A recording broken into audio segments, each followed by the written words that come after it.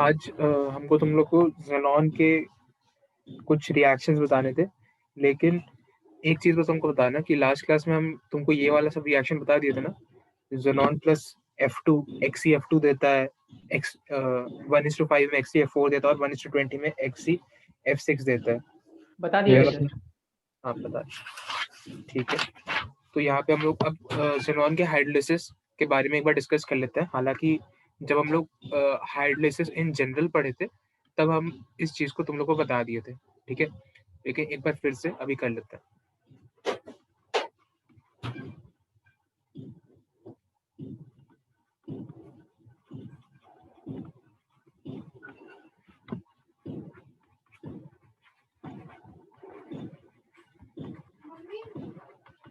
ठीक है, तो बेसिकली हम लोग के पास 3 ज़ेनॉन फ्लोराइड्स होते हैं, XeF2, XeF4 और XeF6, ठीक है। इन तीनों का हम लोग को हाइड्रोलिसिस करके प्रोडक्ट याद होना चाहिए, ठीक है। तो पहले रिएक्शन से अगर तुम लोग को प्रोडक्ट याद है कि क्या मिलता है तो बता सकते हो, या कुछ गैस करना चाहो तो तुरंत से गैस भी कर सकते हो।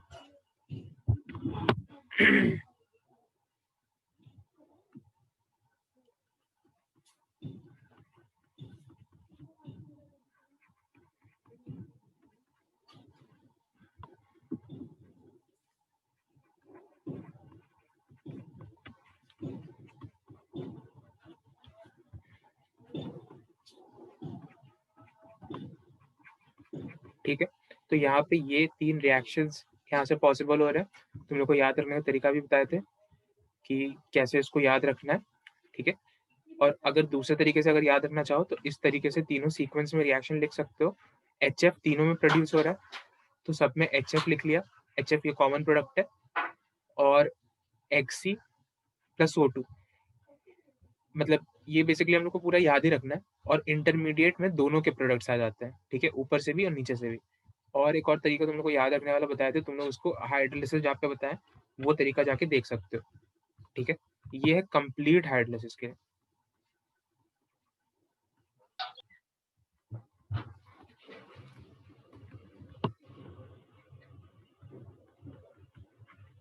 ठीक है, complete hydrolysis of xenon fluorides में ये प्रोडक्ट हमें मिलते हैं। अब बहुत सारे जो ज़ेनॉन फ्लोराइड होता है उसका पार्शियल हाइड्रोलिसिस भी होता है, ठीक है। उस पार्शियल हाइड्रोलिसिस में हम लोग को कैसे प्रोडक्ट मिलते हैं तो उस पर भी हम लोग एक बार डिस्कस कर लेते हैं। फॉर एग्जाम्पल अगर हमारे पास यही XeF6 का कंपाउंड हमें गिवन है और हमसे पूछा जा रहा है कि ठीक है XeO3 तो बन रहा है, लेकिन XeO3 बनने से पहले क्या इसमें कोई और भी प्रोडक्ट बना था या सिर्फ XeO3 बना था, तो हमारा जवाब होगा नहीं, XeO3 के पहले भी कुछ प्रोडक्ट्स बने थे, इसका पार्शियल हाइड्रोलिसिस भी हुआ था। तो XeF6 जब H2O से रिएक्ट करता है तो सबसे पहले यहाँ पे क्या होता है कि 2 फ्लोरीन हटता है और 1 ऑक्सीजन आता है। अब ऐसा क्यों हो रहा है तुम लोगों को ये समझ में आ रहा होगा कि फ्लोरीन जो होता है ये मोनोवेलेंट होता है, ठीक है। और जो ऑक्सीजन होता है ये डाइवेलेंट होता है, ठीक है। तो अगर 2 फ्लोरीन हटेगा तभी एक ऑक्सीजन आ सकता है, ठीक है। तो यहाँ पे 2 फ्लोरीन हटा और 1 ऑक्सीजन आया, तो इसको XeF4O ना लिख के हम लोग इसको थोड़ा सा इसको चेंज करते हैं, XeOF4 लिखते हैं। हालांकि तुम XeF4O भी लिखोगे तो सेम बात होगा, लेकिन इसको इस तरीके से ज्यादातर लिखा जाता है, ठीक है। Plus HF। अब HF क्यों बन रहा है, क्योंकि यहाँ ये वाटर से रिएक्ट कर रहा है, यहाँ से जो F माइनस निकल के आ रहा है ये F माइनस इस H2O से रिएक्ट कर रहा है, ठीक है, और HF का फॉर्मेशन कर रहा है। तुम लोग को ये पता होगा SN मतलब सब्स्टिट्यूशन न्यूक्लियोफिलिक रिएक्शन तुम लोग को पढ़ाया गया होगा क्योंकि तुम लोग अब 12 में हो, है ना। Yes sir. तो उस हिसाब से तुम लोग देख सकते हो कि XeF6 में से एक F माइनस निकला होगा तो ये H2O से अटैक किया होगा और HF का फॉर्मेशन किया होगा, ठीक है। ये अभी हम लोग बिना बैलेंस किए लिख रहे हैं सारा रिएक्शन।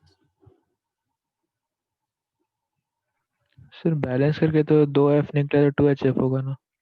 हाँ 2HF हो जाएगा, चलो ठीक है बैलेंस ही करके लिख देते हैं।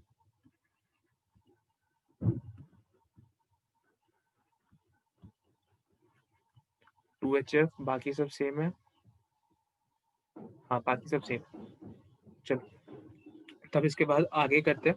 तो यहाँ से जो हमें ये XeO F4 मिला, ये फर्दर हाइड्रोलाइज़ होता है, ठीक है? इसको वाटर, ये मतलब क्योंकि वाटर तो मीडियम है, मतलब वाटर हमेशा एक्सेस में है, तो ये फिर वाटर से फर्दर रिएक्ट करेगा और फॉर्म करेगा XeO2F2, ठीक है? 2 और फ्लोरीन मतलब हटा और एक ऑक्सीजन उसके जगह पे रिप्लेस किया, ठीक है? प्लस यहाँ पे फिर से HF तो आएगा ही आएगा, ठीक है? और उसके बाद का स्टेप क्या होगा, ये तुम लोग प्रिडिक्ट कर सकते हो कि यहाँ पे जो XeO2F2 था, ये फर्दर वाटर से रिएक्ट किया होगा और फॉर्मेशन किया होगा XeO3 का। 2 जो आखिरी में फ्लोरीन है वो हटे होंगे और एक ऑक्सीजन उसके जगह पे रिप्लेस किया होगा और यहाँ पे भी 2HF का फॉर्मेशन हुआ होगा, ठीक है? ये जो तीनों के तीनों रिएक्शन है, ये है पार्शियल हाइड्रोलिसिस।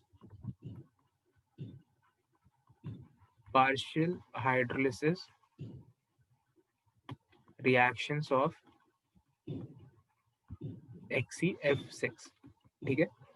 अब हम लोग क्या करेंगे कि इन तीनों जो रिएक्शन है हमारे पास, इसको सम कर लेंगे, ठीक है? ताकि हमें फाइनल जो रिएक्शन है, जो कंप्लीट हाइड्रोलिसिस का रिएक्शन है, उसका हमें बैलेंस रिएक्शन मिल जाएगा, क्योंकि हम लोग यहाँ पे सब चीज़ बैलेंस करके लिख रहे हैं, ठीक है? तो जब हम लोग इसको ऐड करेंगे, तो हम लोग को यहाँ पे मिलेगा कि XeO4 से कैंसिल आउट होगा, XeO2F2 से कैंसिल आउट होगा और कुछ कैंसिल नहीं होगा, तो यहाँ पे फाइनली हमारे पास आंसर आएगा XeF6 plus 3 moles H2O gives XeO3 plus 6 moles HF, ठीक है? ये हो गया इसका बैलेंस रिएक्शन और आखिरी जो रिएक्शन है वो कंप्लीट हाइड्रोलिसिस वाला है, जो सबसे ज्यादा इंपॉर्टेंट होता है, ठीक है?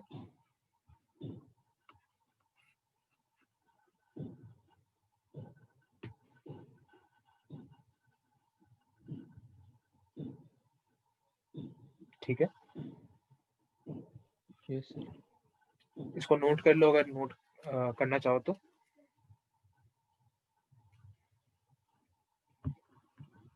यस सर, कर ली। ठीक, तो यहाँ पे फ्लोरीन के जितने भी इंपॉर्टेंट रिएक्शंस होते हैं या फिर जितने भी रिएक्शंस होते हैं वो सारे के सारे खत्म हो जाते हैं, ठीक है? और इसमें कोई ऐसा रिएक्शन नहीं है जो तुम लोग के इसके आगे फर्दर काम का हो, ठीक है?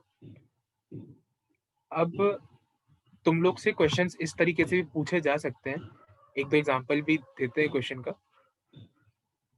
सपोज तुमसे पूछा गया Xe प्लस F2 1:20 के रेशियो में लिए हैं और ये कुछ एक कंपाउंड बना रहा है ए को हम लोग 4 मोल्स वाटर के साथ रिएक्ट कराएं तो हमें एक कंपाउंड मिल रहा है B प्लस C, और फिर जो बी कंपाउंड है, इसके बी कंपाउंड क्या है ये पूछा जा सकता है, ए कंपाउंड क्या है ये पूछा जा सकता है, सी कंपाउंड क्या है ये पूछा जा सकता है, और तुमको उसके बाद ये भी पता चल रहा है कि बी कंपाउंड को फर्दर इसमें वाटर ऐड कर सकते हो, तो इसमें फिर प्लस H2O 1 मोल कर दिया, तो यहाँ पे तुमको क्या मिल रहा है, डी प्लस ई, ठीक है? तो डी क्या है, ई क्या है?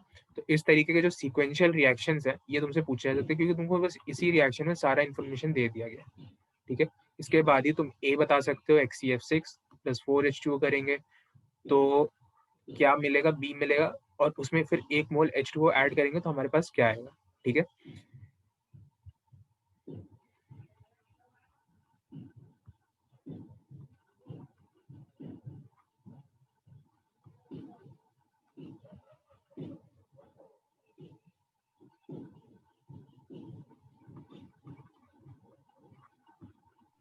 सर वहाँ लेकिन 2 मोल वाटर ऐड करने से XeO2F2 आ रहा था ना। हाँ सॉरी, एक मिनट, हाँ सॉरी, यहाँ 2 मोल वाटर होगा, ये हम सोच रहे थे, यहाँ 2 मोल वाटर होगा, अब सही है, यस सर। ठीक है? तो मतलब तुमसे इस तरीके के सीक्वेंशियल रिएक्शन भी पूछे जा सकते हैं, ठीक है? अब मतलब जेनॉन फैमिली में कुछ भी ऐसा कोई खास इंपॉर्टेंट चीज ऐसा कुछ बचता नहीं है जो हम लोग ना देखे हो, ठीक है। सारे के सारे का सबका फिजिकल प्रॉपर्टीज, हर एक गैस का, नियॉन, आर्गन, क्रिप्टन, सबका जो इम्पोर्टेंट प्रॉपर्टीज था कि हीलियम किस चीज में यूज होता है, न्यूक्लियर रिएक्टर्स में कूलेंट की तरह हीलियम को यूज कर सकते हैं, और पावरफुल मैग्नेट्स को ये मैग्नेटिज्म मेंटेन करने के लिए करते हैं। तो ये सब चीज तुम लोग को हम पहले ही लेक्चर्स में शायद बता दिए थे, और तुम लोग में हम केमिकल रिएक्शन आखिरी में बता रहे थे। ठीक है, तो ये हो गया तुम्हारा एक। अब हम लोग का यहाँ पे ग्रुप 18 पूरा पूरा तरीके से खत्म हो जाता है। ठीक है, अब हम लोग को दूसरा ग्रुप स्टार्ट करना है। तो ग्रुप 18 के बाद जो ज्यादा इंपॉर्टेंट ग्रुप होता है, ये होता है ग्रुप 15-16। ठीक है, तो पहले हम लोग इन दोनों में से कोई एक ग्रुप करते हैं, और ग्रुप 17 जो है हमारा, उसको हम लोग इसके बाद लेंगे। ठीक है, इन दोनों के बाद ये सीक्वेंस रहेगा, क्योंकि यही ऑर्डर है इम्पोर्टेंट, मतलब इम्पोर्टेंट ग्रुप्स का। ठीक है, तो सबसे पहले कौन सा स्टार्ट करें, ग्रुप 15 या ग्रुप 16? सर हम लोग को मतलब ग्रुप 18 में बस मेनली यही पढ़ना है, जेनॉन का और हीलियम का। ग्रुप 18 में तुमको हीलियम सबसे ज्यादा इंपॉर्टेंट है, हाँ, और जेनॉन के रिएक्शन है, क्योंकि और किसी और तो सारा कोई कंपाउंड्स बना ही नहीं रहा है। तो एक जेनॉन जो बना रहा है उसके तुमको केमिकल रिएक्शंस आने चाहिए। हीलियम का सबसे ज्यादा फिजिकल प्रॉपर्टीज होता है, सबसे ज्यादा। ठीक है, तो इसीलिए हीलियम के फिजिकल प्रॉपर्टीज तुमको सबसे ज्यादा पढ़ने, और यूजेस उसके सबसे ज्यादा आते हैं। ऐसे वो भी बहुत ज्यादा नहीं आते, लेकिन फिर भी होता है ना, मतलब जानने के लिए लोग देख के जाता है, क्योंकि कभी कभी ऑप्शंस में यूज कर देता है। नियॉन के भी कोई ऐसे यूजेस नहीं है, क्रिप्टन के भी ऐसे यूजेस नहीं है, सब बस बल्ब में ब्यूटिफिकेशन पर्पस के लिए यूज किए जा रहे हैं। ठीक है, तो बस यही है उसका यूज। Okay sir. और इसमें तुमको अगर कुछ जानना है तो तुम बता सकते हो, मतलब अगर कुछ देखे हो तो भी बता सकते हो।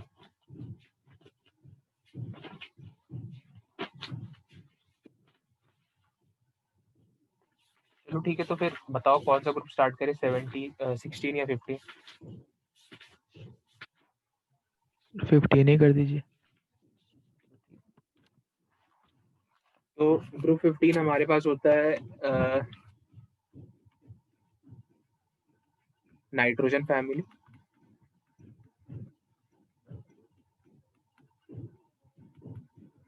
ठीक है, नाइट्रोजन फैमिली में हमारे जो भी एलिमेंट्स आते हैं वो सब पहले एक बार इनलिस्ट कर देते हैं। ठीक है,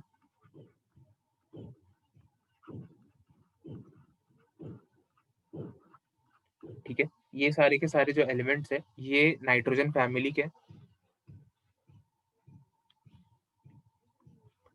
और इसमें से जो सबसे इंपॉर्टेंट, मतलब नाइट्रोजन फैमिली में जब तुम लोग पढ़ लोगे नाइट्रोजन फैमिली, तो तुमको सबसे इंपॉर्टेंट चीज पता चलेगा, एक रिएक्शन जो कि है ऑसवर्ड्स रिएक्शन, या ऑसवर्ड्स प्रोसेस बोला जाता है।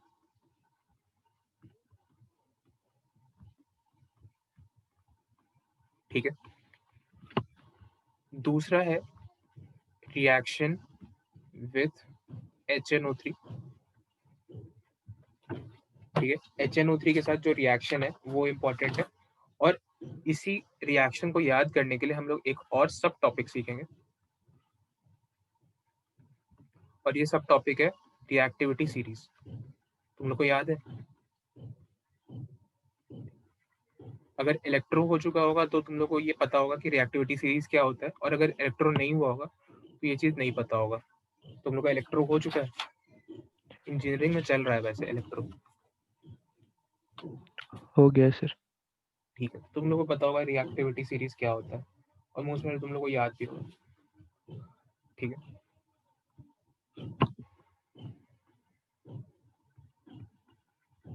मेटल्स के साथ रिएक्शन, और reaction of HNO3, conc HNO3 with non metal.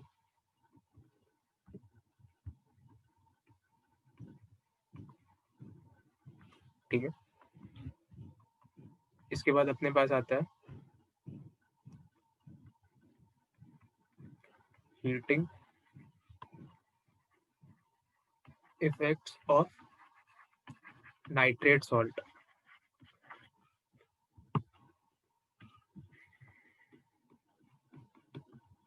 ठीक है, और इसके बाद क्या,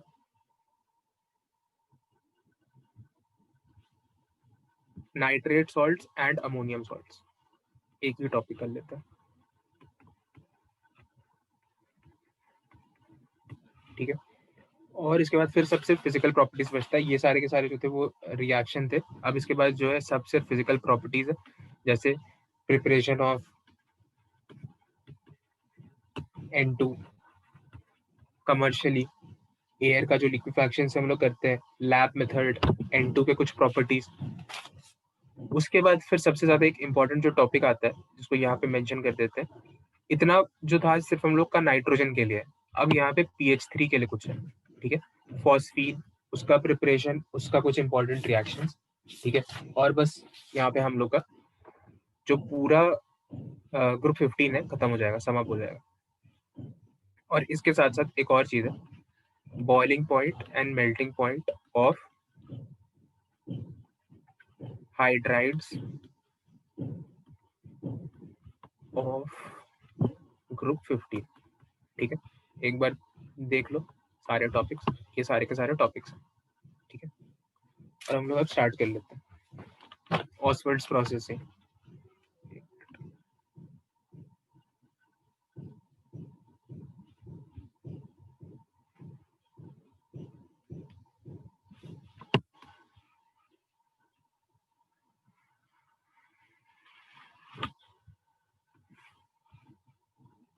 ठीक है, अब हम लोग ऑसवर्ड प्रोसेस से ही स्टार्ट करते हैं।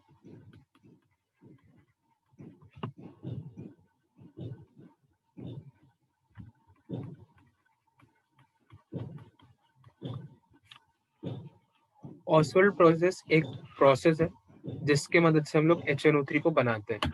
ठीक है, as simple as that, a process for the which is used for the preparation of HNO3 is known as Oswald process. अब इसको हम लोग इसमें कौन से रिएक्शंस इन्वॉल्व हैं जो हम लोग को ये बनाने में हेल्प करता है। सबसे पहले हम लोग क्या करते हैं कि NH3 लेते हैं। ठीक है, और इसको हम लोग रिएक्शन कराते हैं ऑक्सीजन गैस से in the presence of platinum rhodium gauge. ठीक है, और यहाँ पे हमारा फॉर्मेशन होता है NO का। प्लैटिनम रोडियम गेज का क्या मतलब होता है, तो मतलब सपोज यहाँ पे एक हमने एक बर्तन लिया जहाँ पे हमने NH3 और O2 का मिक्सचर को रिएक्ट करने के लिए छोड़ा। ठीक है, और इसके ऊपर एक जाली लगा दिया। ठीक है, ये जो जाली है ये प्लैटिनम और रोडियम का है, और उसी का जो जाली है, छन्नेदार जाली है, इसको हम लोग एक गेज कह रहे हैं। ठीक है, और इसका हम लोग रिएक्शन करा रहे हैं। तो बेसिकली ये क्या करेगा, प्लैटिनम रोडियम गेज की ये हल्का हल्का कैटलिस्ट की तरह काम करेगा। और यहाँ पे हमें NO का NO हमें मिल गया। NO के बारे में एक और इम्पोर्टेंट चीज ये बताएंगे कि ग्रुप 15 में जितने भी अजीब अजीब रिएक्शन है ना, जो पहली बार देखो बहुत ज्यादा अजीब, वो सारे के सारे NO का फॉर्मेशन करता है। ठीक है, और भी ऐसे कुछ रिएक्शंस है जो थोड़े टाइम के बाद तुमको दिखेगा, जब हम लोग नाइट्रोजन पढ़ रहे होंगे, नाइट्रोजन गैस, तब उसके एक रिएक्शन तुमको ये फिर से चीज हम याद दिलाएंगे। ठीक है, अभी ये देखो, तो यहाँ पे हमारे पास NO मिल गया। अब हम क्या करेंगे कि इस NO को लेंगे, इस NO को हम लोग ऑक्सीजन से रिएक्ट कराएंगे, हाफ मोल ऑक्सीजन, और ये फॉर्मेशन करेगा NO2 का। ठीक है, ये जो NO2 फॉर्म हुआ है ये फर्दर रिएक्ट करेगा वाटर से। मतलब हम लोग इसमें इस रिएक्शन मिक्सचर में इसके बाद वाटर डालेंगे तो ये फॉर्म करेगा HNO2 प्लस HNO3। ठीक है, ऐसा क्यों, ये दोनों क्यों फॉर्म कर रहा है, इस पे आते हैं हम लोग। और इसके बाद जो ये HNO2 है ये फाइनली डिस्प्रोपोर्शनेशन रिएक्शन करता है हल्का सा टेम्परेचर पे HNO3 प्लस NO। ठीक है, और ये जो आखिरी दो रिएक्शन है इसको हम लोग एड अप कर देते हैं, और फॉर्म होता है यहाँ से हमारा, ऐड करने का रूल तुम लोग को पता है, जो सेम चीज है अपोजिट साइड उसको कैंसिल करेंगे और बाकी सबको लिख देंगे। तो यहाँ पे हमारा बना NO2 plus H2O gives HNO3 plus NO। ठीक है, यहाँ पे इसमें हम लोग ऊपर भी बैलेंस नहीं किए थे, इसलिए नीचे में भी कुछ बैलेंस नहीं लिख रहा है। ऊपर बैलेंस होता तब नीचे भी हम लोग उसको बैलेंस करके लिख देते। ठीक है, अब इसका मैकेनिज्म को देख, मतलब ये तो रिएक्शन हो गया, अब रिएक्शन के रीजन कहो या मैकेनिज्म कहो उसको देख लो। मैकेनिज्म तो नहीं कहेंगे, रीजंस कहेंगे कि ऐसा क्यों है। एनओ तक तो हमने बस सिंपल स्टेप्स फॉलो किए। एनओ को उसके बाद हम लोग NO3 को हम लोग 2 नहीं लिखे हैं इसमें। क्या फिर से कहो। HNO3 को सर 2 बार है ना इसमें। हाँ, वही हम कहें कि यहाँ पे HNO3 को हम 2 बार नहीं लिख रहे। कारण है कि देखो ऊपर ये जो रिएक्शन नंबर 1 है और रिएक्शन नंबर 2 है, ये दोनों बैलेंस नहीं है। ठीक है, ये दोनों बैलेंस नहीं है, तो इसलिए यहाँ पे 2 लिखने का कोई मतलब नहीं है, क्योंकि ये भी तो थोड़ी बैलेंस हो गया। ठीक है सर। अगर ऊपर हम लोग बैलेंस कर देते और सेकेंड रिएक्शन को भी बैलेंस कर देते, तब यहाँ पे जो नंबर आता वो इसका बैलेंस प्रोडक्ट आता। ठीक है, तो इसीलिए हम इसको ऐसे ही छोड़ दिए। तुम लोग अगर चाहो तो बैलेंस करके फिर इसको लिख सकते हो, हालांकि स्टाइकियोमेट्री ऐसा पूछा नहीं जाता इनऑर्गेनिक रिएक्शंस में। ठीक है, तो ये था अपना। अब यहाँ देखो, NO को हमने ऑक्सीजन से रिएक्ट कराया, NO2 बनाया। NO2 एक नॉन मेटालिक ऑक्साइड है, एसिडिक इन नेचर है। तो जब हम लोग इसमें वाटर डालेंगे तो NO2 जिस भी एसिड का अनहाइड्राइड है वो सारे एसिड हमें मिल जाएंगे। ठीक है, अब NO2 जो होता है ये एक मिक्स्ड अनहाइड्राइड होता है। ये चीज हम शायद तुम लोग को दूसरी बार बता रहे होंगे।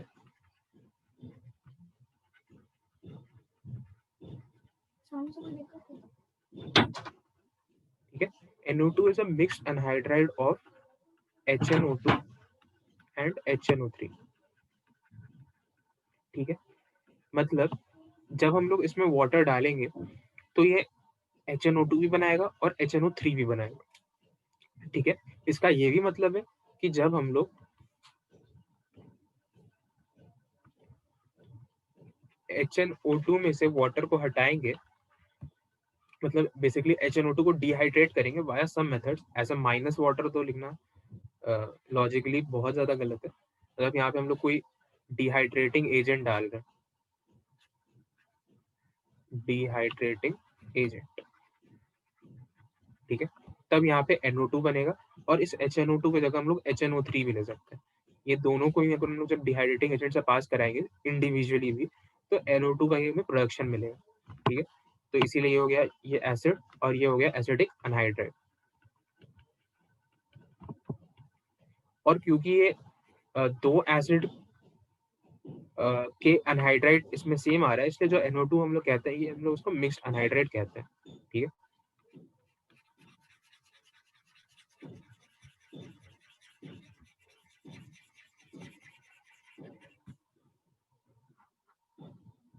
अब वापस यहाँ देखो, लेकिन यहाँ पे क्या होता है कि जो HNO2 होता है, ये वाला जो हमारा एसिड होता है, नाइट्रोजन एसिड, ये बहुत ही ज्यादा अनस्टेबल इन नेचर होता है। ठीक है, क्योंकि इसका एक बार ऑक्सीडेशन स्टेट निकालो निकालो नाइट्रोजन का सर। हाँ, यहाँ पे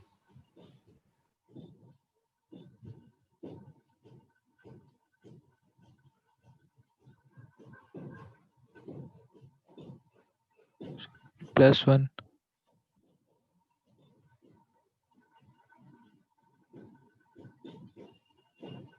नाइट्रोजन का +1,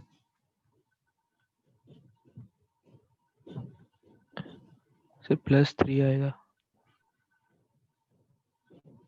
यहाँ पे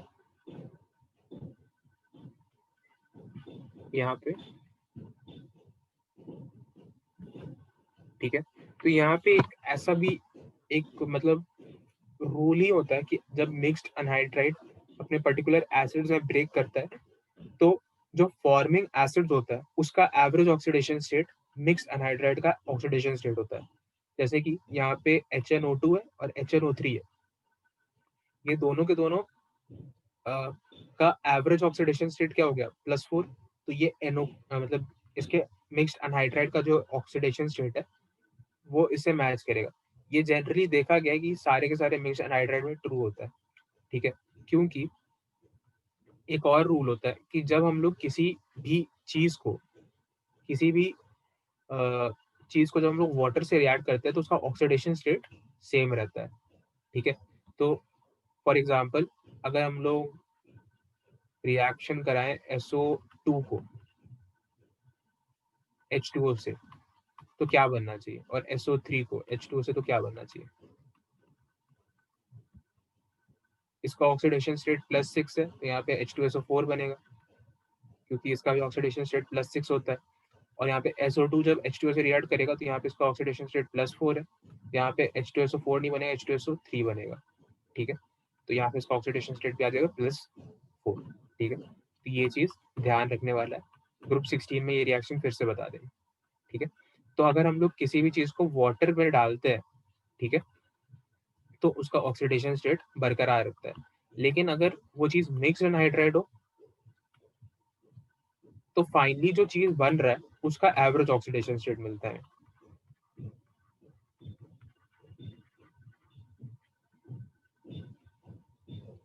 ठीक है?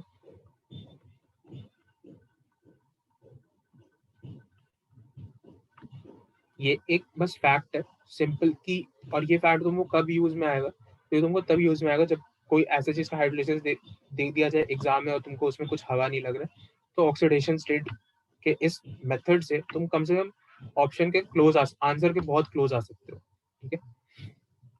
कंटिन्यूइंग बैक, HNO2 जो होता है बहुत ही ज्यादा अनस्टेबल ऑक्सी एसिड होता है नाइट्रोजन का, और हल्के से हीट के साथ ये HNO3 और NO में डिस्प्रोक कर जाता है, ठीक है? और वापस से हमें फाइनली NO2 का HNO3 का फॉर्मेशन मिल जाता है, ठीक है? तो अब यहाँ देखो, अब तुमको जो फाइनल इन दोनों को तो जब तुम लोग ऐड करो तुमको दिख क्या रहा है कि हम लोग NO2 में वाटर डाले और HNO3 हमें मिल गया, लेकिन ऐसा नहीं था। इसका मैकेनिज्म अब तुम लोग को पता है कि पहले हम लोग को HNO2 भी मिला था, लेकिन वो in the series cancel out हुआ और इसी की वजह से हमें सिर्फ HNO3 दिख रहा है। ये जो NO है,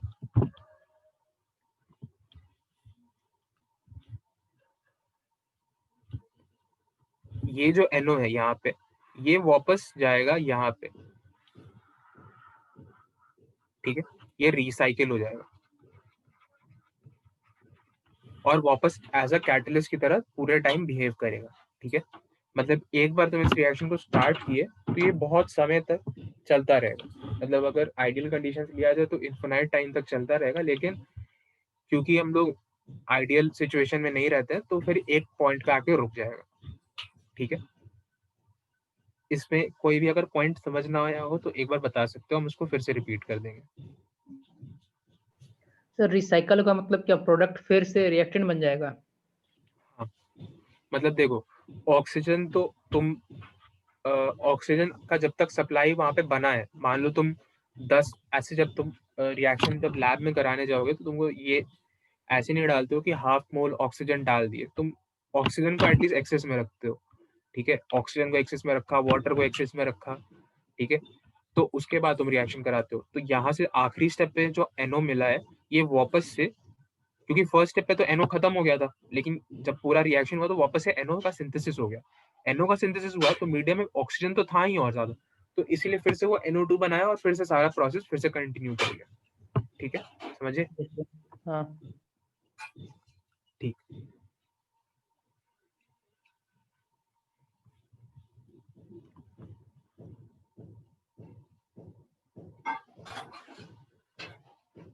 एक और चीज तुमको यहाँ पे बताते हैं कि जो NO2 है, इसमें जब हम लोग वाटर डालते हैं तो हमें ये मिलता है, ठीक है? अब ये तो NO2 हुआ, ये HNO2 और HNO3 का मिक्स्ड अनहाइड्राइड था, लेकिन क्या इसका कोई और अनहाइड्राइड भी पॉसिबल है? तो हाँ, इसका भी अनहाइड्राइड्स पॉसिबल है, ठीक है? जैसे कि फॉर एग्जांपल हम लोग अगर HNO3 को लें, तो अगर हम लोग इसके 2 मोल्स HNO3 को लें और डिहाइड्रेशन कराएं, तो हमें यहाँ पे मिलता है N2O5, ठीक है? और अगर हम लोग 2 मोल्स HNO2 को लें और डिहाइड्रेशन कराएं, तो यहाँ पे हमें मिलता है N2O3, ठीक है? इसको सिंपली तुम लोग ऐसे भी, मतलब इसको याद रखने का तरीका बता रहे हैं कि यहाँ देखो, पहले वाले रिएक्शन में। तुम लोग को मेरा कर्सर दिखता है कहाँ जाता है? Yes sir. ठीक, तो पहले वाले रिएक्शन में 2 नाइट्रोजन है, 2 हाइड्रोजन है और 6 ऑक्सीजन है, ठीक है? तो इसका जब डिहाइड्रेशन हो रहा है तो H2O हटेगा, ठीक है? H2O हट रहा है तो मतलब ये 2 हाइड्रोजन हट गया और 1 ऑक्सीजन हट गया, तो मतलब कितना हुआ? 5 ऑक्सीजन हो गया, ठीक है? तो यहाँ पे क्या बनेगा? N2O5, ठीक है? ये जो तरीका है ये बहुत ज़्यादा वैलिड है और 99% केसेस में काम करता है। ऑर्गेनिक का भी जब तुम लोग रिएक्शन करोगे और डिहाइड्रेशन में पता नहीं चल रहा है कि क्या करना है, तो यही तरीका करते होगे, ठीक है? यहाँ पे भी इसको अप्लाई करके देख लो। 2 नाइट्रोजन, 2 हाइड्रोजन, 4 ऑक्सीजन, H2O हटाना है, 2 हाइड्रोजन हट गया, 1 ऑक्सीजन हटा, 1 ये 3 हो गया, तो यहाँ पे N2O3, ठीक है? ये चीज़ समझ में आया क्या हम किए या फिर से एक्सप्लेन करें? आ गया सर। और अगर हम लोग HNO2 बोले, HNO3 बोले और इसमें से डिहाइड्रेशन कराएं तो हमारे पास मिलता है NO2, 2 मोल्स ऑफ NO2, ठीक है? इसमें से भी आप इसको हटा के देख लो, तो यहाँ पे कैसे हटेगा? यहाँ पे कितना हाइड्रोजन है? 2 हाइड्रोजन है, 2 नाइट्रोजन है और 5 ऑक्सीजन है, ठीक है? तो यहाँ से अपन ने हटाया 2 हाइड्रोजन हट गया और 1 ऑक्सीजन हट गया, तो यहाँ पे 4 हो गया, तो 2 मोल्स NO2 का फॉर्मेशन हुआ, ठीक है? तो बेसिकली ये रिएक्शन, ये जो मेथड है ये ऑलमोस्ट हर जगह काम कर जाता है और इनऑर्गेनिक का तो बहुत ही ज़्यादा यूजफुल मेथड है।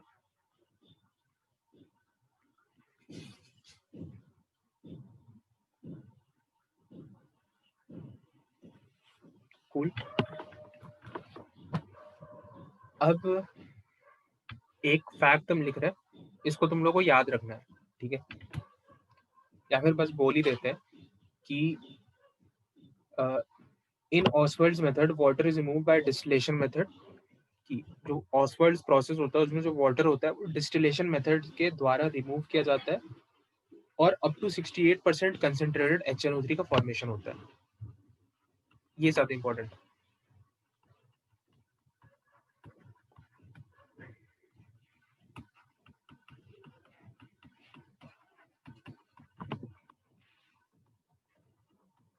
ठीक है, ये 2 पॉइंट्स ऑसवर्ड्स मेथड के लिए याद रखना।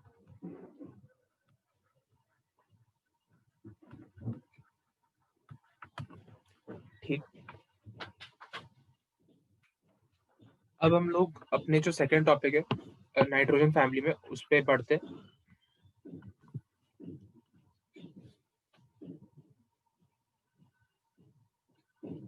Reaction of HNO3 with metals, ठीक है? HNO3 का रिएक्शन मेटल्स के तरफ देख लेते हैं।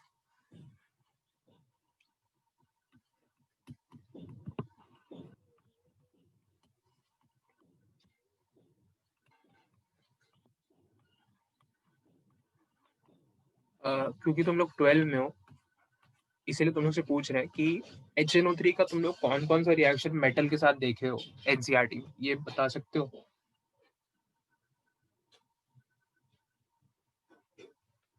मतलब कौन कौन सा मेटल उसके साथ रिएक्ट किया या फिर कौन सा प्रोडक्ट आया?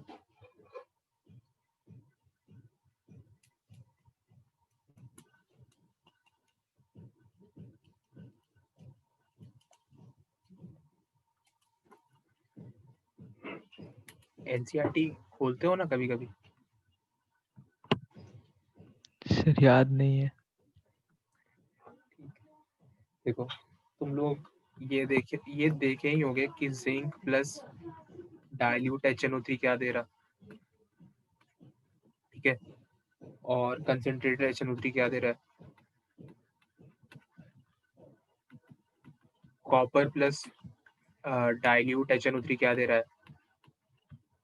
कंसेंट्रेटेड HNO3 क्या दे रहा है? बेसिकली ये 4 ही रिएक्शंस है गिवन NCERT में, ठीक है? तो तुम लोग को ये 4 रिएक्शंस अभी प्रोडक्ट बता देंगे, लेकिन एक जनरलाइज कंसेप्ट भी बताते हैं, ठीक है?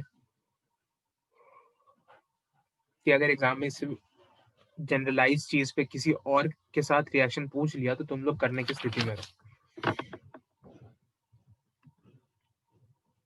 तुम लोग इलेक्ट्रो पढ़ चुके तो बताओ रिएक्टिविटी सीरीज क्या होता है।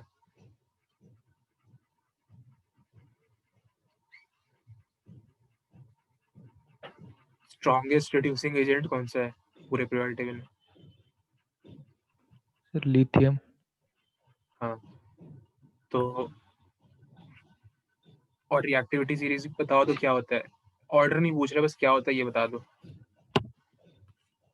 बहुत सिंपल ही सा डेफिनेशन है, जैसा उसका नाम है वैसा उसका काम है। और डिक्रीजिंग रिएक्टिविटी के ऑर्डर में हम लोग रखते हैं।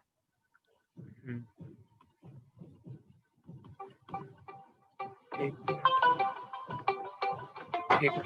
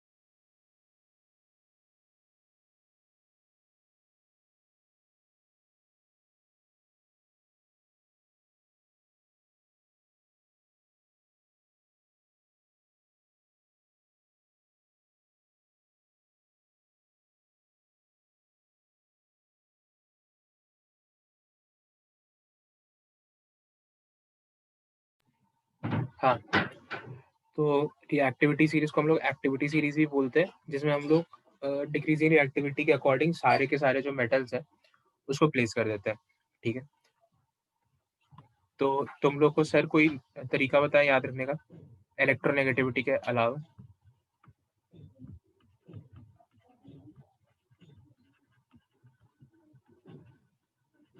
हाँ ना तो बोल ही सकते हो, निमोनिक्स है। बता दो। लिकबा सर का नामक अल जकरफी। अच्छा, तो वो तुमको याद है ना, मतलब सही है तब।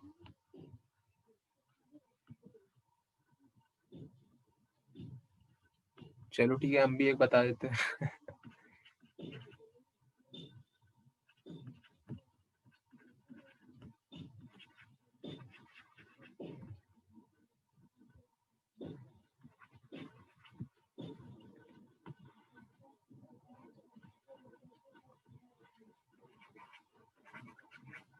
ठीक है, इसमें नॉन मेटल्स तुमको नहीं दिखेगा।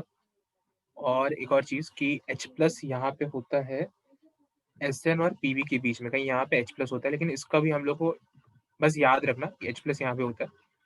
एक्चुअली ये वो सारे एलिमेंट्स हैं जिसका जरूरत हम लोग को इन ऑर्गेनिक केमिस्ट्री में पर्टिकुलरली बार बार पढ़ते रहता है।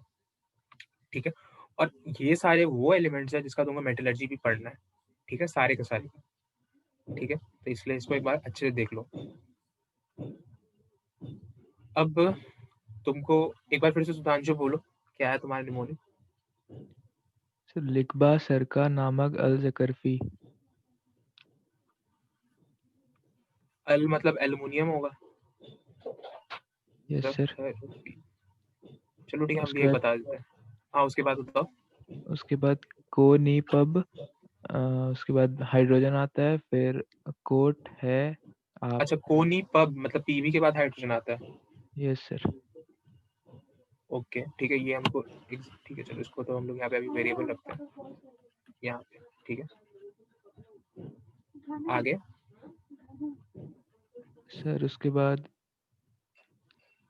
कोनी पब एच, उसके बाद कोट, फिर है आप, एजी और एयू। अच्छा, एक मिनट हो गया। थोड़ा मुश्किल है लेकिन याद हो गया है।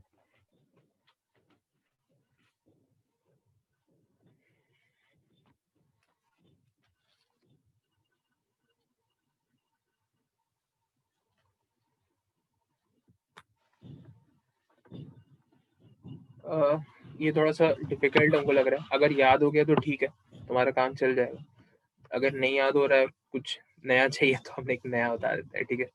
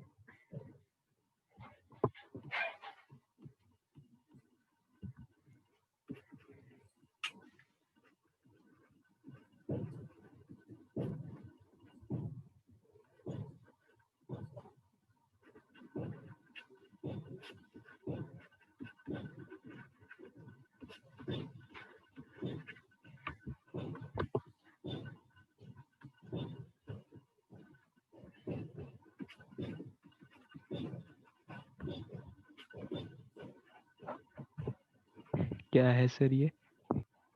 बताते हैं, पढ़ के सुनाते हैं।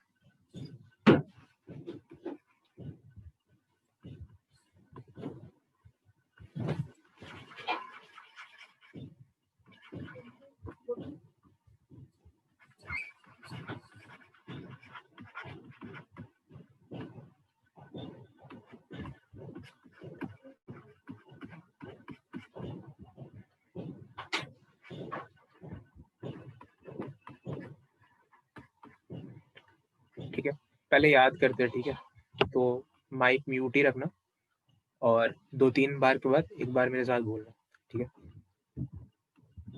लक्ष्मीकांत का सोडियम मांगे आलू,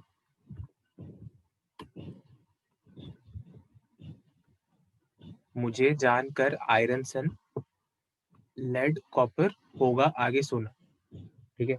आयरन सन का मतलब होता है आयरन मैन का बेटा, आयरन सन, ठीक है। तो फिर से एक बार बोलते हैं, लक्ष्मीकांत का सोडियम मांगे आलू, मुझे जानकर आयरन सन, लेड कॉपर होगा आगे सोना, ठीक है। अब एक बार तुम लोग इसको एक लाइन से पढ़ो, पढ़ो पढ़ो, मन में पढ़ो।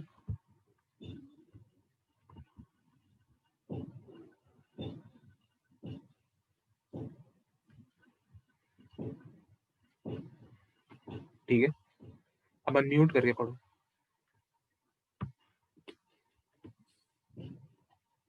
पढ़ो, इतना शर्मा क्यों रहे? चलो सुधांशु शुरू हो जाओ। सर हम कंफ्यूज हो जाएंगे सर, हमको याद रहने दीजिए। चलो मेरे साथ बोलो, मेरे साथ बोलो। चंदन तुम भी अनम्यूट हो जाओ पहले, और आदित्य गौतम तुम भी। यस। चलो बोलो, लक्ष्मीकांत का सोडियम मांगे आलू, लक्ष्मीकांत का सोडियम मांगे आलू, मुझे जानकर, अबे बोल, मुझे जानकर मुझे जानकर आयरन सन, आयरन सन, लेड कॉपर होगा आगे सोना। लेड कॉपर होगा आगे सोना। हाँ, देखो थोड़ा इसका कोई मीनिंग बनता नहीं है, लेकिन पहला पार्ट तो बहुत जल्दी हमको याद हो गया था। हम अपना बता रहे हैं। लक्ष्मीकांत का सोडियम मांगे, हम जब पढ़े तो ये आलू नहीं था, एलन था, ठीक है। तो हम तुम लोग आलू कर दिए, तुम लोग चाहो तो एलन भी बोल सकते हो, कोई दिक्कत नहीं है, ठीक है। तो लक्ष्मीकांत का सोडियम मांगे आलू, ठीक है। फिर चलो एलन ही रखते हैं यार, आलू अच्छा नहीं लगता। लक्ष्मीकांत का सोडियम मांगे एलन, मुझे जानकर, उसके बाद थोड़ा सा दिक्कत हुआ, फिर ये भी तो याद ही रहता था, मुझे जानकर, ठीक है। तो मुझे जानकर, ये तीन हो गया। आयरन सन, आयरन सन में हमको थोड़ा सा दिक्कत होता था, फिर हम सीख गए धीरे धीरे। आयरन सन, लेड कॉपर होगा आगे सोना, ठीक है। इसका क्या मतलब होता है? तो लेड कॉपर तुम्हें जान के लेड और कॉपर इतना खुश हुआ कि सोना में कन्वर्ट हो गया, ठीक है। तुम कुछ कुछ स्टोरी बनाए और इसके बाद इसको याद कर लिया, और तुम प्लीज उसको इसी सीक्वेंस में याद रखना, ठीक है। तुमको वो भी याद है, लेकिन तुम इसको तो डेफिनेटली इसी सीक्वेंस में याद रखने की कोशिश करना, क्योंकि जब मेटलर्जी पढ़ेंगे तो जब हम लोग इसको स्मेल्टिंग पढ़ेंगे, तो अगर तुमको ये सीरीज याद है तो स्मेल्टिंग में तुमको कोई दिक्कत नहीं आएगा।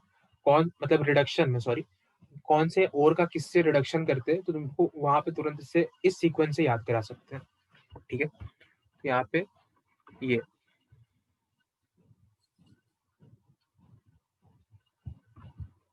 एक्चुअली वहाँ पे कोटा में बहुत सारा निमोनिक चलता है ना, तो हम बहुत सारे से भी याद कर लिए थे।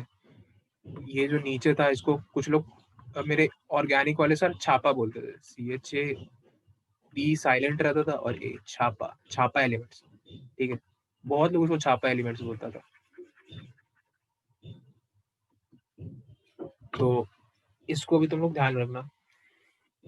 छापा इसलिए बोलते हैं क्योंकि लीस्ट रिएक्टिविटी सीरीज में सबसे नीचे आता है, तो याद रखने के लिए छापा एलिमेंट्स। ठीक है, तो एक दो बार इसको अपने मन में बोलना तो तुमको इसमें याद हो जाएगा। ठीक है, अब यहाँ पे हम तुमको थोड़ा सा और डिस्टिंग्विश करते हैं। सर लेकिन इसमें कुछ कुछ मेटल मिसिंग है।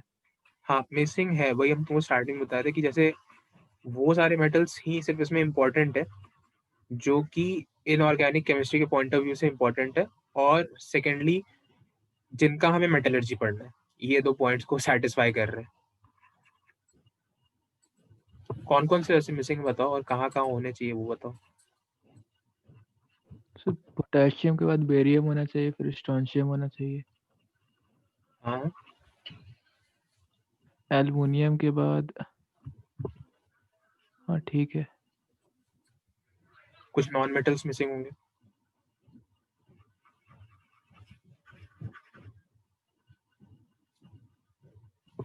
सिर्फ आयरन के बाद फिर कोबाल्ट, निकल। एक मिनट,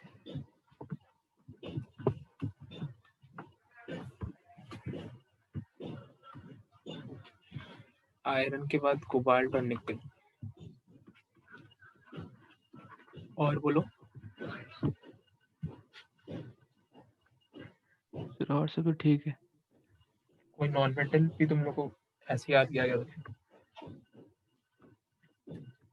नहीं सर, यही नॉन याद है। मेटल्स में वैसे याद हो जाता है कि मतलब बेसिकली इलेक्ट्रो में इसी चीज के लिए याद करते हैं अपन की कैथोड और एनोड पे कौन सा जाएगा और नहीं जाएगा, तो नॉन मेटल के लिए फिर वो याद ही हो जाता है कि PO4 2 minus, sorry PO4 3 minus नहीं जाएगा, NO2 NO3 माइनस नहीं जाएगा, ऐसे ही कुछ याद ही हो जाता है करते करते।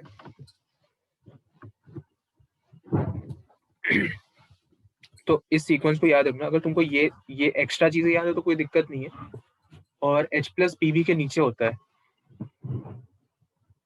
Yes sir. तो लेकिन इस सीक्वेंस को भी ध्यान में रखना, जरूरी नहीं तुम निमोनिक्स ध्यान में रखो, अपना निमोनिक्स से भी तुम काम चला सकते हो, कितना निमोनिक्स याद रखोगे। ठीक है, लेकिन इस सीक्वेंस को ध्यान में रखना। अब यहाँ पे तुमको बता देते हैं यहाँ पे स्ट्रॉन्ग, मॉडरेट और वीक रिड्यूसिंग एजेंट कौन से होते हैं। तो अल्युमिनियम तक जितने भी हैं ये सारे के सारे हैं स्ट्रॉन्ग रिड्यूसिंग एजेंट। ठीक है, इसके बाद आता है मैग्नीज से लेके टिन तक।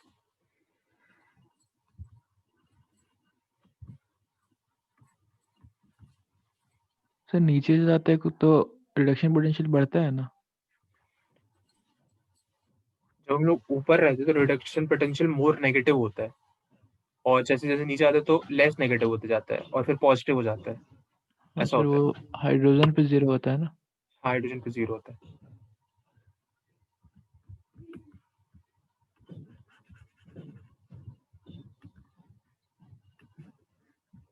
ये है अपना मॉडरेट रिड्यूसिंग एजेंट, और आखिरी में आता है अपने पास वीक रिड्यूसिंग एजेंट।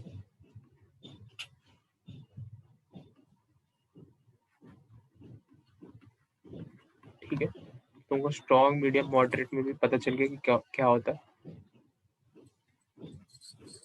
एक बार फिर से देख लो, स्ट्रॉन्ग, मॉडरेट और वीक। ठीक है, अब यहाँ पे जनरलाइज रिएक्शंस के बारे बात करते हैं।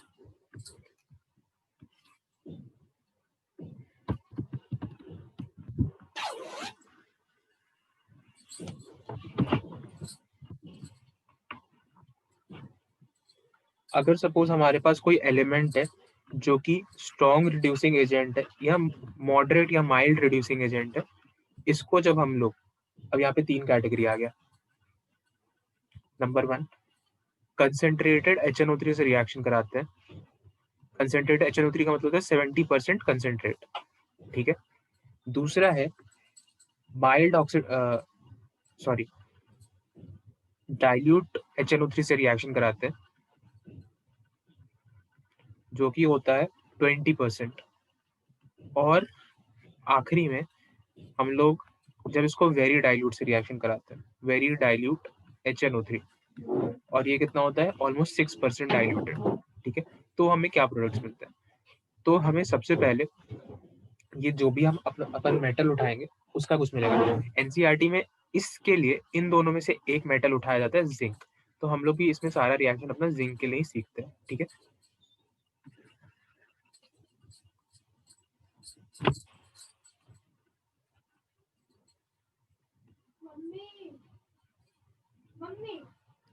ठीक है, यहाँ पे जिंक के लिए हम लोग ये सारा रिएक्शन जिंक के लिए यहाँ पे रिएक्शन कर लेते हैं। जैसे 70% कंसेंट्रेट HNO3 है, तो सबसे पहले तो हमें बनेगा ZnNO3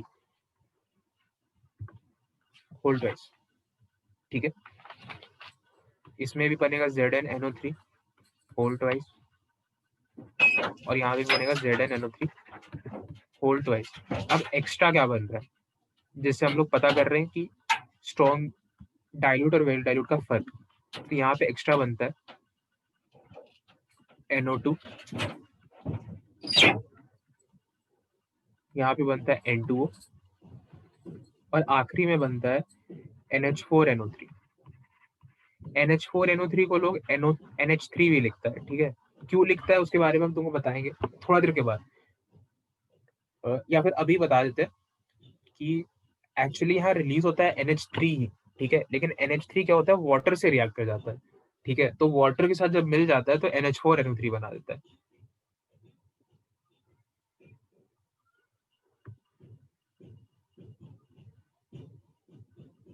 hello, yes sir. Yes sir. हम गलत बोले। जब NH3 HNO3 के साथ रिएक्ट कर जाता है तो NH4NO3 के फॉर्म में निकलता है, ठीक है। तुम लोग पूछोगे NH3 जब वाटर से रिएक्ट करता है तो NH4OH क्यों नहीं बनाता है, हम ये एक्सपेक्ट कर रहे थे। तो यहाँ पे चाहे तो ये लिखा हो NH4NO3 या NH3 दोनों ही सही है, ठीक है। और एनसीईआरटी में ये दोनों दिया हुआ है रिएक्शन पर सिर्फ, ठीक है। और यहाँ पे जो मेटल उठाता है ये जिंक उठाता है। अब अगर तुम लोग यहाँ से कोई भी मेटल उठा लो, स्ट्रॉन्ग लो, मॉडरेट लो, मैग्नीशियम उठाओ, लिथियम उठाओ, एल्युमिनियम उठाओ, कॉपर उठाओ, कॉपर क्रोमियम उठाओ, आयरन उठाओ, कुछ भी उठाओ, टिन उठाओ, तुमको सबका रिएक्शन आता है, ठीक है। तो ये तो अपना हो गया स्ट्रॉन्ग और मॉडरेट। तो अपना वीक कौन सा रिएक्शन देता है, ठीक है। तो अपना वीक का भी है, वीक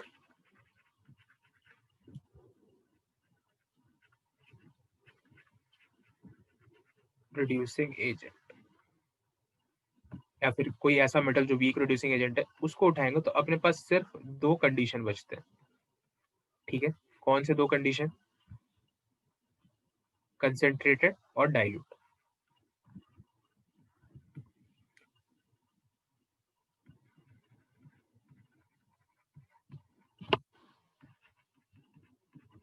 अब तुम्हारे दिमाग में आ रहा होगा वेरी डाइल्यूट लेंगे तो क्या होगा, तो लिख ही देते हैं वेरी डाइल्यूट HNO3, ठीक है। यहाँ पे आता है नो रिएक्शन, ठीक है। और पहले वाले केस में सपोज अपन यहाँ पे कॉपर उठाते हैं, एनसीईआरटी कहता है कॉपर, तो अपन भी कॉपर लेके चलेंगे, ठीक है।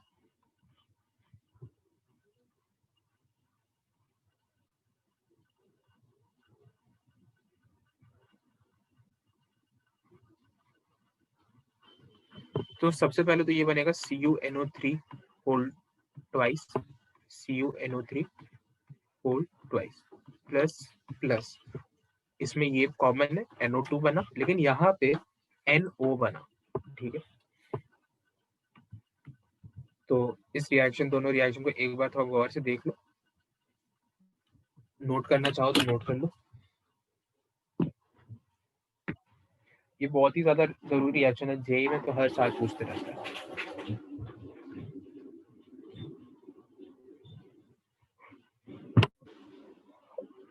और ऊपर से नाम भी नहीं बदलता है, मतलब जिंक है तो जिंक, कॉपर है तो कॉपर, हमेशा ही पूछते हैं।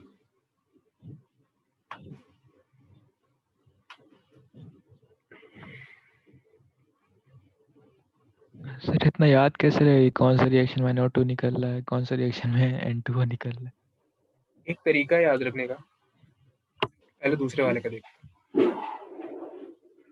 ये तो तुम्हारा चल जाएगा काम कि CuNO3 होल्ड वाइज, ये तो कॉमन सा है कि CuHNO3 के साथ रिएक्शन करा तो उसका एक सॉल्ट बनेगा। दिक्कत तुमको यहाँ पे, तो यहाँ के लिए ऐसे देख सकते हो कि इसका ऑक्सीडेशन स्टेट क्या है, 4, इसका 2, और यहाँ पे नो रिएक्शन हो तो मतलब 0। ठीक है, तो बेसिकली यहाँ पे क्या बना, 420। ठीक है, तो इस ऑक्सीडेशन नंबर को तुम लोग चाहो तो याद कर सकते हो, ऐसे हम लोग को याद कराएगा था, लेकिन हमको ये चीज पहले से याद था, लेकिन बाकी लोग इसको ऐसे याद रखता था 420।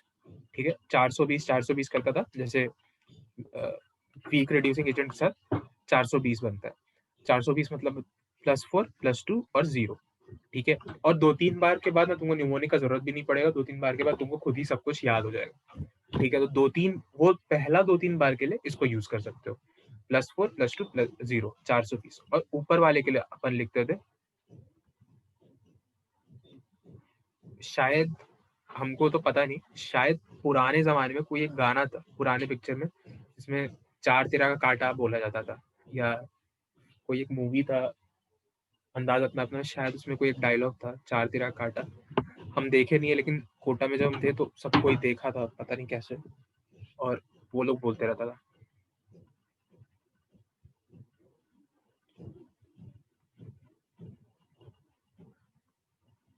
ठीक है, तो यहाँ पे 4 13 ये NH3 के लिए लिखा हुआ है। ठीक है, 4 13 का कांटा, कांटा मतलब -3, कांटा मतलब समझ रहे हो कि कुछ एक्सेप्शन आ गया, 4 13 का कांटा। ठीक है, यहाँ कांटा आया, बाकी में प्लस था, यहाँ माइनस, तो इसलिए 4 13 का कांटा ऐसे अपन बोलते थे, मतलब हम नहीं बोलते थे, बाकी लोग बोलते थे, ये हमको याद हो गया था। ठीक है, तो इन ये दोनों नंबर्स को तुम लोग यूज कर सकते हो, 4 13 का कांटा और 420। 2 न्यूमोनिक का सिखाएं, अगर पहला नहीं याद करना दूसरा वाला याद कर लो, 4 13 का कांटा और 420। ठीक है, एक दो बार देख लो इस रिएक्शन को, फिर ही आगे बढ़ते हैं।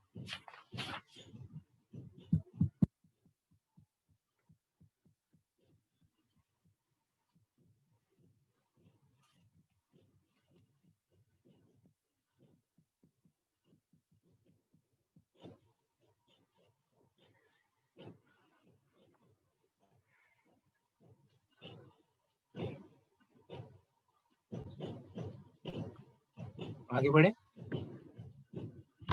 Yes sir. नीचे वाले रिएक्शंस में कॉपर के साथ किए हैं सारा रिएक्शन। हाँ, कॉपर के अलावा तुम कोई भी एलिमेंट उठा सकते हो जो वीक रिड्यूसिंग एजेंट हो, मतलब तुम PB उठा सकते हो, Cu Hg Ag Au कोई भी उठा लो। NCERT में कॉपर के साथ किया गया, मतलब तुम भी एक्सपेक्ट करो अगर ये रिएक्शन देखने को मिलेगा जिंदगी में कभी फिर से, तो कॉपर के साथ ही मिलेगा।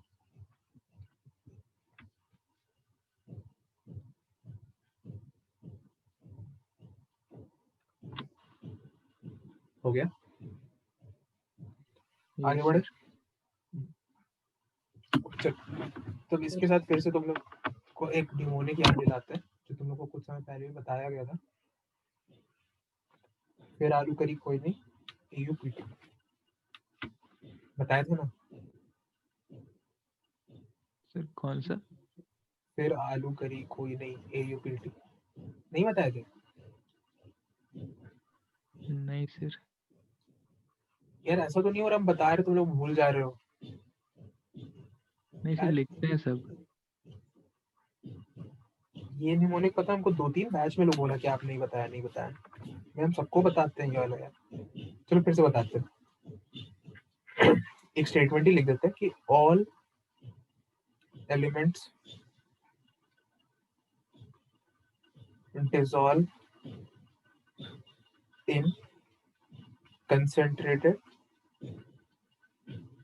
nitric acid except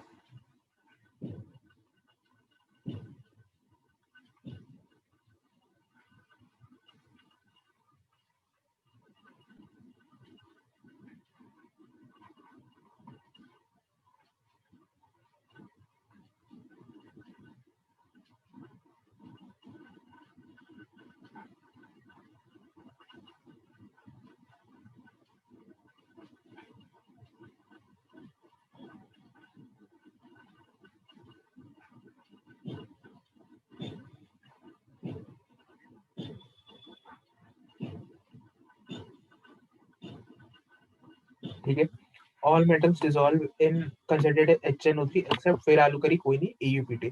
मतलब क्या है इसका कि सारे के सारे कंसंट्रेटेड HNO3 में डिसॉल्व होते हैं, लेकिन ये सारे के सारे डिसॉल्व नहीं होते हैं। कारण अल्मोनियम के लिए तुमको कारण एक्सप्लेन करते हो, तुम लोग सुने होंगे क्लास 10 में भी। जब अल्मोनियम कंसंट्रेट HNO3 के साथ रिएक्ट करता है तो ये फॉर्म करता है सबसे पहले Al2O3, थोड़ा सा फॉर्म करता है। तो यहाँ पे जो अल्मोनियम था थोड़ा सा Al2O3 फॉर्म किया, तो बाकी जो अल्मोनियम है उसके चारों तरफ ये Al2O3 का एक पैसिव प्रोटेक्टिव लेयर क्रिएट कर देता है। ठीक है, और ये जो लेयर होता है ये रिएक्ट नहीं करता विथ फर्दर HNO3। ठीक है, तो इसीलिए जो बाकी एल्युमिनियम था वो सेफ रह जाता है, इसीलिए वो कहते हैं कि उसमें डिसॉल्व नहीं करता। ठीक है, तो इसी की तरह ये सारे के सारे जो होते हैं ये एक प्रोटेक्टिव लेयर क्रिएट कर देता है। ठीक है, पैसिव लेयर ऑक्साइड। हाल जबकि Au और P2 जो होता है ये पैसिव लेयर ऑक्साइड क्रिएट नहीं करता, ये क्रिएट करता है, सॉरी ये रिएक्ट इसलिए नहीं करता है क्योंकि ये खुद ही नोबल मेटल्स के कैटेगरी में आता है, बहुत कम रिएक्टिव। ठीक है, तो इस चीज को तुम लोग याद रखना। नोबल मेटल्स में तो 6 ही आता है ना, मतलब 8 आता है ना। हाँ? फिर से बोलो। फिर बोल रहे हैं नोबल मेटल्स लिखे हैं, वहां पर तो 8 एलिमेंट्स आता है ना। नोबल गैस या फिर मेटल्स अलग है? हाँ, नोबल गैस अलग है, वो तो ऐसे भी नोबल गैस तो नॉन मेटल होता है। नोबल मेटल्स ऐसा कुछ नहीं होता, मतलब नोबल जो भी चीज रिएक्ट नहीं कर रहा किसी से उसको तुम नोबल मेटल बोल सकते हो। जैसे silver and gold are noble towards air and water, तो मतलब एयर और वाटर से रिएक्ट नहीं करता। ठीक है, तो नोबल के अगर नोबल वर्ड पसंद नहीं आ रहा तो उसको हटा भी सकते हैं और यहाँ लिख दो लेस रिएक्टिव मेटल्स। हालांकि नोबल वर्ड ही ज्यादा सूटेड था, लेकिन फिर भी लेस नोबल रिएक्टिव भी लिख सकते हैं। हाँ बोलो, कुछ बोल रहे हो तो। नहीं सर, वही बोल रहे नोबल, ठीक है लिख लिए। ठीक, नोबल नोबल के ब्रैकेट में कर लेना लेस रिएक्टिव। सर जेंटलमैन लिख दीजिए। अच्छा ठीक,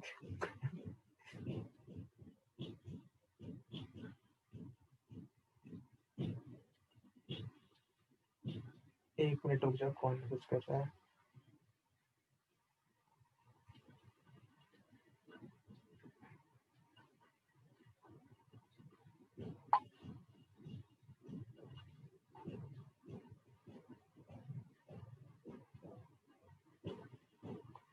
एक्चुअली क्या हुआ ना कि अभी कार्ड मैजिक का कॉन्टेस्ट चल रहा है और उसमें फाइनल में पहुंच गया, तो उसी का वो बंदा अभी मैसेज कर रहा था जो उसका कोऑर्डिनेटर है।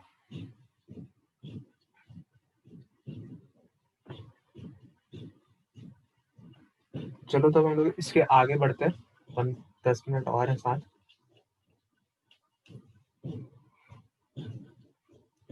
ठीक है, तो ये तो हो गया अपना जब मेटल के साथ रिएक्शन था। ठीक है, अब अपन देखेंगे नॉन मेटल के साथ रिएक्शन। ठीक है, तो इनको reaction of HNO3 with non metal.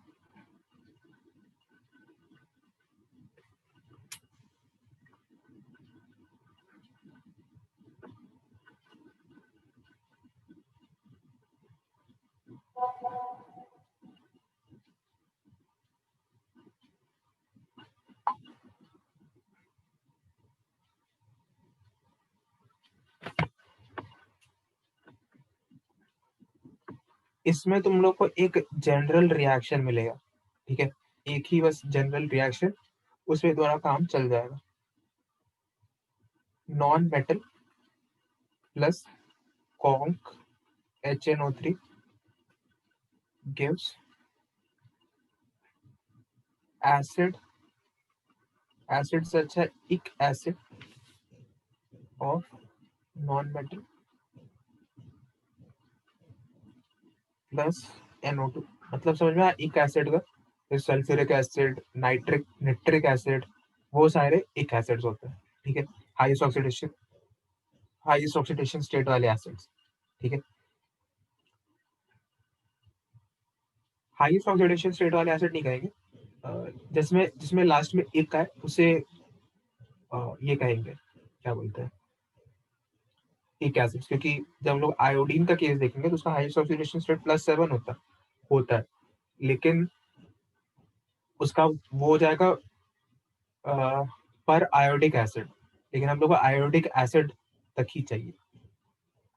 शायद तुमको समझ में आया होगा कि हम क्या बोले, आया क्या? Yes sir. अब इसमें हम लोग कुछ एग्जांपल्स लेते हैं, वही सारे एग्जांपल जो NCERT किताब में हमें दे रखे हैं।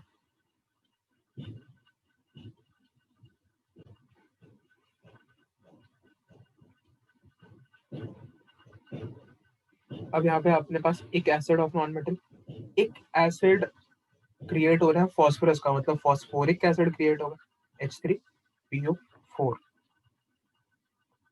फिर आयोडीन के लिए आयोडिक एसिड क्रिएट होगा, तो इसका मतलब है HiO3। सल्फर के लिए सल्फ्यूरिक एसिड क्रिएट होगा H2SO4। और कार्बन के लिए उसका एक एसिड होता है कार्बोनिक एसिड जो होता है H2CO3 प्लस NO2 तो सब में ही है,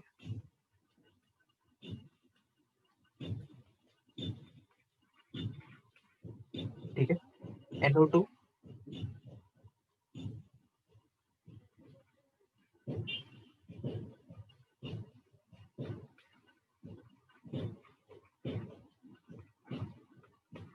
वाटर भी रिलीज होता है साथ में, यहाँ पे प्लस H2O भी कर दो, ठीक है। अब क्या हो रहा है, ये तुम्हारा जनरलाइज रिएक्शन है, कोई भी नॉन मेटल लोगे उसके एक एसिड तक जाएगा और एक एसिड के साथ साथ NO2 मिलेगा और H2O मिलेगा, ठीक है। और NO2 का कलर क्या होता है, रेडिश ब्राउन। अब यहाँ पे तुमको एक चीज दिख रहा हो, कार्बोनिक एसिड। कार्बोनिक एसिड जो होता है बहुत ही ज्यादा अनस्टेबल नेचर होता है, मतलब फटता नहीं, मतलब तुरंत डिकम्पोज कर जाता है, जो हमारे हमारे कोल्ड ड्रिंक में होता है, ठीक है। H2CO3 तुरंत डिकम्पोज कर जाता है रूम टेम्परेचर पे H2O + CO2 में। तो इसको फाइनली हम लोग लिख देते हैं NO2 CO2 H2O, ठीक है।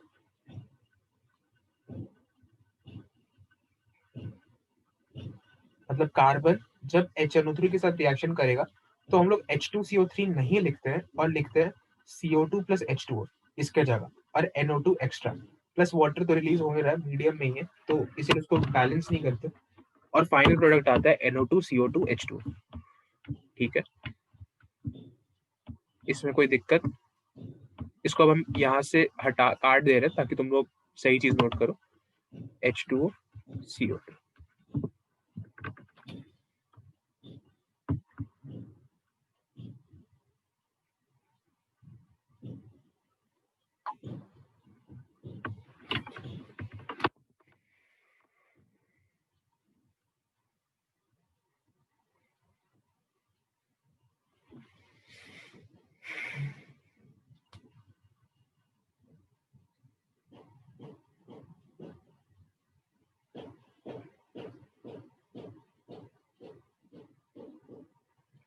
तो ठीक है, ये तुम लोग नोट कर लिए होगे। Yes sir.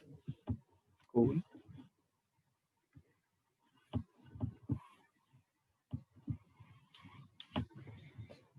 अब दो रिएक्शंस और आते हैं, इस HNO3 को हम लोग यहाँ पे पूरा समअप कर देंगे, दो रिएक्शन बस और है।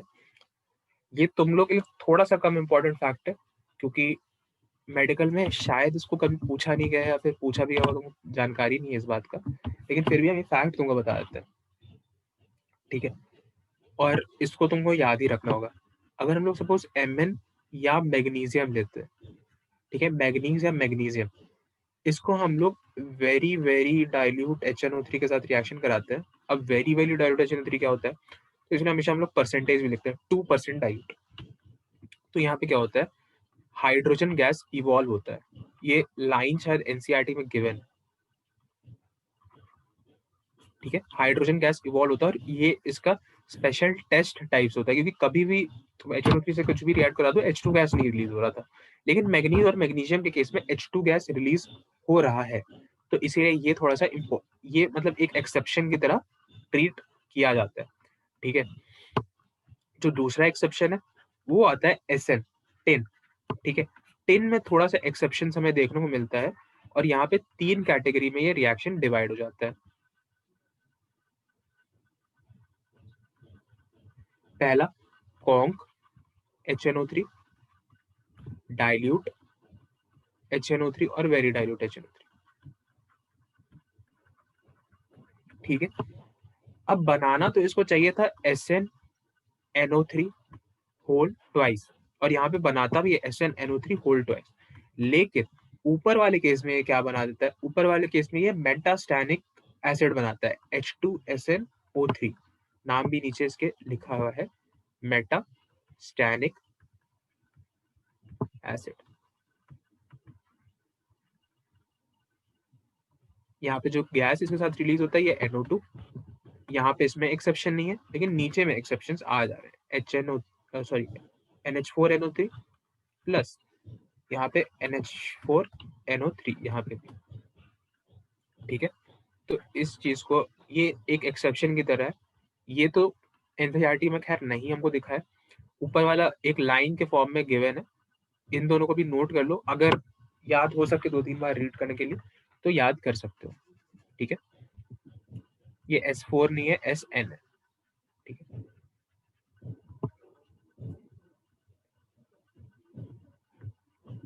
और कुछ इसमें दिक्कत? No sir. ठीक, तो इसके बाद अपन को क्या स्टार्ट करना है,